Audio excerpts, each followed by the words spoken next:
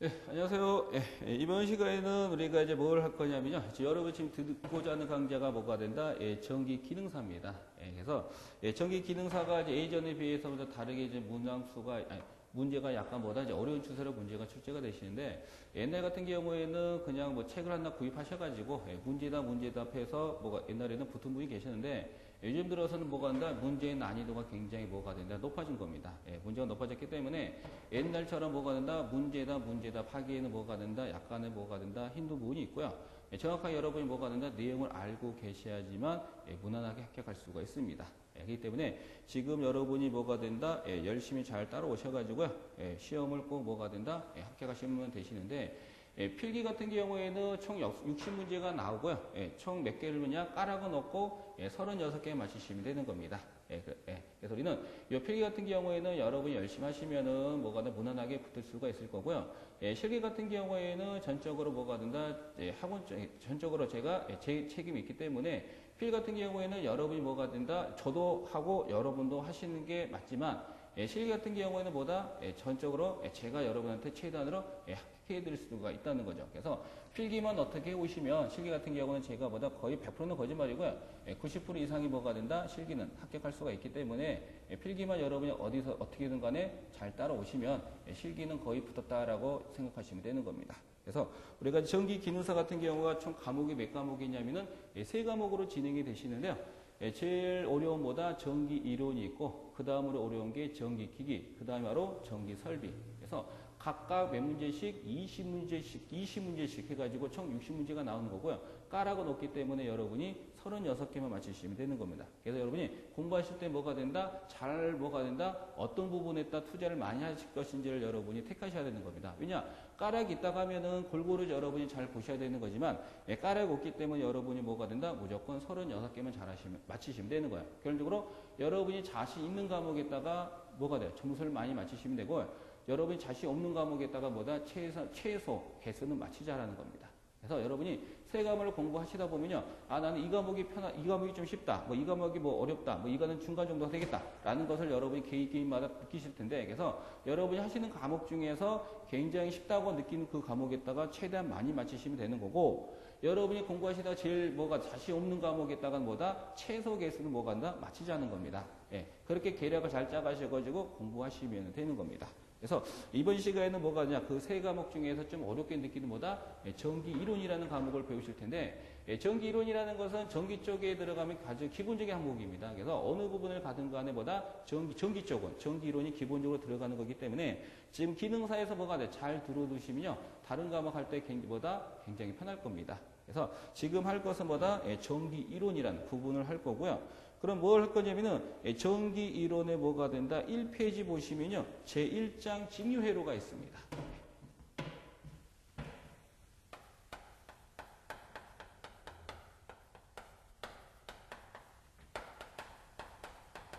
제1장이 바로 뭐가 된다? 직류회로가 있는데 우리 전압에는 직류가 있고 교류가 있습니다. 근데 그 중에서 우리가 직류 파트 부분, 즉 직류회로에 대해서 우리가 이제 들어간다는 겁니다. 그러면 여기에서 여러분이 알아둘 것은요.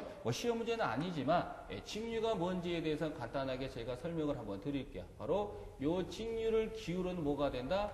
DC라는 기호를 쓰는 거고 그럼 직류가 뭐냐고 물을 때 직류의 정의는 바로 직류는 요겁니다.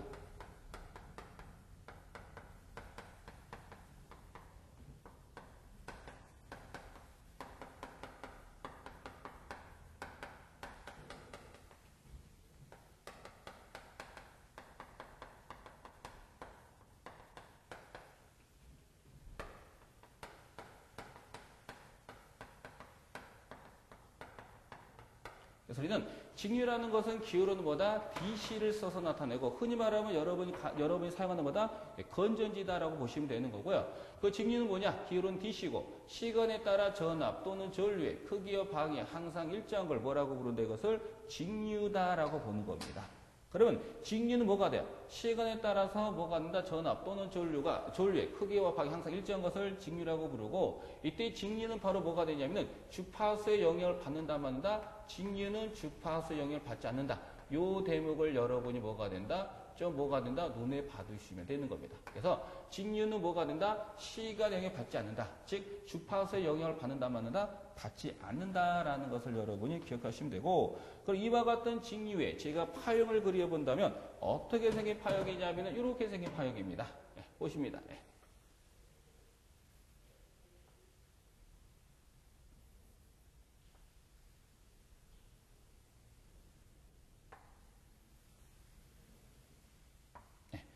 요 부분이 뭐가 된다? 시간 t가 되는 거고요. 이 부분이 바로 뭐냐? 이게 바로 전류가 될 수도 있고 또 뭐가 된다? 전압이 될 수도 있습니다. 예, 그런데 우리는 전압도 따로 하고 전류도 따로 하고 각각 하기는 뭐하니까 제가 기준을 뭐고 설명드린다? 전류를 기준으로 잡아서 제가 설명을 드린다는 겁니다. 그래서 여기가 시간 t고 이게 바로 뭐다? 전류 I라 한다면 교류는 뭐다? 교류라는 것은 시간에 따라 전압 또는 전류의 크기와 방이 항상 일정한 걸 뭐라 그런다? 직류다.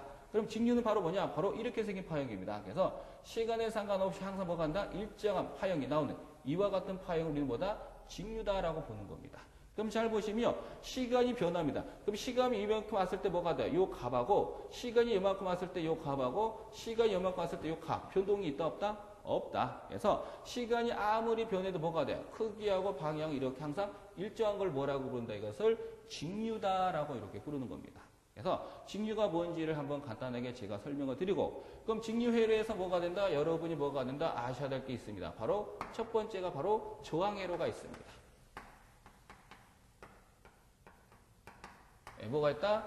저항회로가 있다는 거죠. 그럼 다음부터 전기회로에서 나오는 이와 같은 소자는 무조건 우리는 뭐라고 부른다? 이것을 저항이다라고 이렇게 보다 약속을 잡은 겁니다. 그래서 전기회로에서 나오는 이렇게 생긴 소자는 아무 말 없으면 무조건 뭐가 된다? 저항이다라는 겁니다.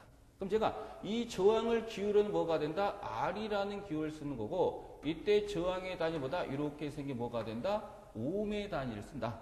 그러면 이 저항 양 단자에다가 제가 요 저항 양 단자에다가 뭐를 갖다 건다? 전압을 제가 갖다 겁니다. 뭘 갖다 그런다? 전압을 제가 이렇게 뭐가 된다? 갖다 걸게요. 이게 전압의 심볼입니다. 그럼 전압을 갖다 걸면 무조건 뭐가 흐른다? 전류 I가 무조건 흐른다. 그래서 많은 전압을 인가하면 뭐가 흐를 것이다? 많은 전류가 흐른다라는 겁니다. 그럼 우리는 이렇게 생긴 심볼이 바로 뭐가 된다? 전압의 심볼입니다. 근데 우리는 전압에는 두 종류가 있습니다. 뭐가 있다? 바로 직류라는 게 있고 또 뭐가 있다? 교류라고 있는데, 그럼 이와 같은 전압의 심볼을 어떻게 나타내냐? 두 종류. 즉 전압의 심볼가 두 종류가 있어요. 직류가 있고 교류가 있는데, 그 뭐가 직류고 뭐가 교류냐면 이렇게 생긴 겁니다. 그래서 여러분이 도면상 전기회로 보다 보시면은 이렇게 뭐가 된다? 생긴 뭐가 된다? 전압의 심볼이 있고, 또는 뭐가 된다? 이렇게 생긴 뭐가 된다? 전압의 뭐가 된다? 심볼이 이렇게 뭐가 된다? 있다라는 겁니다. 이렇게. 그럼 일반적으로 이렇게 생긴 심볼은 뭐가 된다? 바로 직류고요. 이렇게 생긴 심볼은 바로 뭐가 된다? 이것은 바로 뭐가 된다? 교류입니다. 그럼 직류는 뭐가 있다? 극성을 갖고 있습니다. 그래서 극성이라는 게 뭐다? 플러스 마이너스. 그래서 어떤 식으로 극성을 갖고 있냐면은 긴 쪽이 바로 뭐가 된다? 플러스고 짧은 쪽이 뭐가 된다? 마이너스로 이렇게 극성을 띠는 거예요. 그런데 교류는 뭐가 있다? 극성이 없습니다. 그래서 교류는 뭐가 돼? 극성이 없기 때문에 여러분이 뭐다? 전자제품 꼽을 때 어떻게 꼽아요? 전자제품 코드를 꼽을 때 어떻게 꼽는 거야? 이렇게 꼽든 이렇게 꼽든 뭐나 동작은 되는 거야. 그런데 건전지는 뭘 갖고 있기 때문에 극성을 갖고 있기 때문에 여러분이 뭐다? 일반적으로 직류가 바로 건전지니까. 그럼 직류는 뭐야? 극성을 갖고 있죠. 일반적으로 건전지를 타는데 여러분이 뭐가 돼요? 뭐 자동차 장난감이나 뭐 이런 리모컨을 뭐가 돼? 구동시킬 때 여러분이 건전지를 끼는 거죠. 근데 건전지 낄 때 뭐가 있어요? 극성이 있습니다. 그래서 분명히 건전지는 플러스 마이너스를 정확히 넣어야지만 동작이 됩니다. 라고 이렇게 뭐가 된다? 안내판도 있다라는 거죠. 그래서 직류는 뭐가 된다? 극성이 있기 때문에 플러스 마이너스를 제대로 보고 사용하지만 교류는 뭐가 없다? 극성이 없기 때문에 어떻게 꼽든 간에 뭐가 된다? 동작은 되는 겁니다. 그래서 전압에는 심볼이 두 종류가 있는데 이렇게 나타나는 걸 직류, 이렇게 나타나는 걸 교류라고 부르는 거고, 이때 직류 심볼은 이렇게, 교류는 이렇게 표시한다라는 것을 기억합니다. 그다음 우리는 이제 이것을 뭐가 돼요? 심볼로 나타낸 거고, 우리가 일반적으로 전압을 우리가 이제 기호로 많이 씁니다. 기호로 많이 쓰는데, 근데 어떤 기호는 뭐가 돼? 전압을 이렇게 뭐가 된다?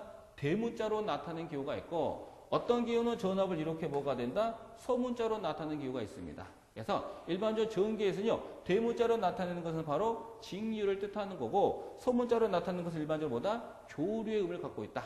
그래서 여러분이 전개